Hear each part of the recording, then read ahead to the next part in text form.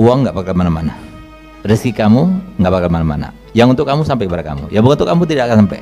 Itu ditanamkan benar-benar dalam hati anak-anaknya. Saya punya abah dari umur 7 tahun sampai 11 tahun, tertanam dari semenjak. Jadi kita itu nggak, kalau sekarang ini kadang-kadang kita dari rumah itu ya, itu kalau mau ngajar di pondok itu lewat gerbang itu dekat sekali, tapi kita keliling dulu pakai motor, lewat belakang pondok. Kenapa? Karena takut ketemu sama wali murid. Kenapa? Kalau ketemu wali murid kadang-kadang dia nggak enak atau gimana, akhirnya dia ngasih amplop lah dan sebagainya. Kan nggak ikhlas gitu kan. Itu kalau kita makan itu sakit perut itu kita. Karena terpaksa dia ngasihnya gitu. Ada kita menghindar. Karena kita yakin tidak kemana-mana. Waktu yang saya tidur jam 2 itu tidur saya sampai jam 5. Walaupun orang datang mau bawa amplop sak tebelnya gimana, tetap saya nggak temuin. Tahu sendiri. Jadi jam tamu saya nggak bisa jam 2 sampai jam 3. Nah, sehingga apa? Kalau dia itu memang betul-betul, subhanallah ada aja. Ada yang ngirim, Beb ini dari fulan, ini dari fulan ada. Saya duduk-duduk, bangun tidur, saya duduk-duduk, ternyata apa? Ada amplop di atasnya pot untuk Habib dari Al-Fakir hamba Allah. Wah, itu luar biasa, itu paling seneng saya begitu. Nah, apalagi kalau seumpama ngasih sama orang alim ya, pantasnya, harusnya, secara adabnya. Memang memberikan hadiah kepada orang alim itu termasuk sedekah paling utama. Tapi jangan lewat tangan kalau bisa gitu loh. Karena kadang-kadang dia merasa rendah gitu loh. Jadi dihargai uang gitu loh. Jadi seperti itu. Masukkan ke kantongnya. Itu lebih mulia, lebih muliakan. Daripada kayak begini kayak merasa rendah gitu loh. Jadi karena memang kita ini betul-betul diambil ikrar sama perjanjian dengan ilmu itu luar biasa ya. Terutama saya punya guru Profesor Dr. Muhammad Maliki, Al Habib Zain Ibrahim Bismith. Begitu saya punya abah, itu betul-betul. Jadi jangan sampai mengajar dakwah karena uang, jangan.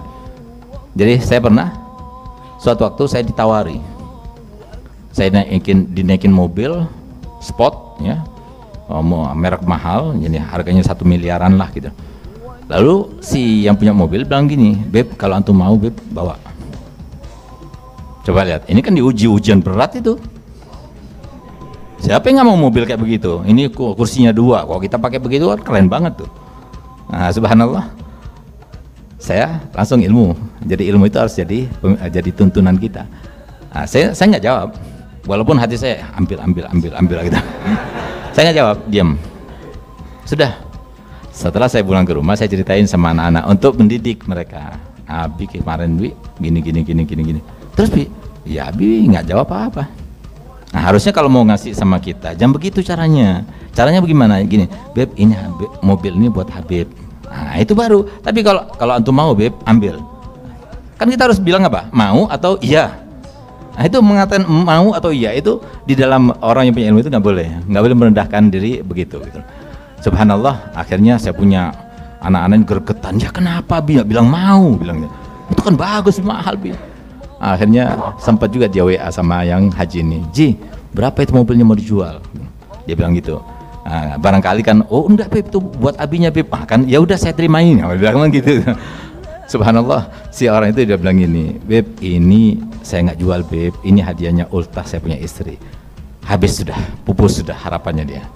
Sudah. Setahun kemudian, subhanallah, orangnya datang sama mobil itu dibawa sampai BKB-nya kasih kepada saya.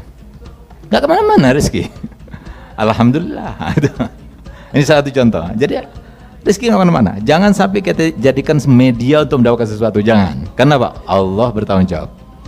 Zat yang maha profesional, yang melintaskan orang itu memberikan, mencegah itu Allah. Sehingga lihat, ada satu kata-kata bijak yang diungkapkan oleh Habib Husin Haddad yang dipegang oleh saya punya abah Habib Hasan Baharun. Ini penting bagi mereka yang punya pesantren ya, yang mengumpulkan donatur.